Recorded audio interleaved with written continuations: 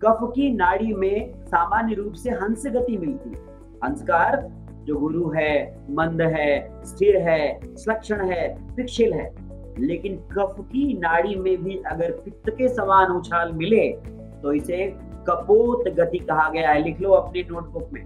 यानी कि कफ के अंदर पित्त का अनुबंध पता है, ऐसे में बताया गया है कि वो रोगी श्वास का रोगी है। अब बीमारी तो सांस की है, हो रहा है पित्त का अनुबंध, नाड़ी में दिख रही है अनामिका अंगुली पर उछाल, इसीलिए उस रोग में चिकित्सा भी पित्त की जाती है।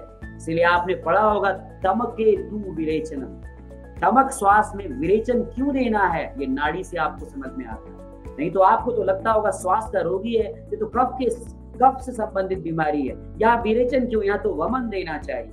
लेकिन जब आप नाड़ी देखते हैं तो पित्त, कफ की नाड़ी में पित्त का अनुबंध दिखता है। इसीलिए मेरे वैद्यों, नाड़ी सीख लो, नाड़ी सीख लो।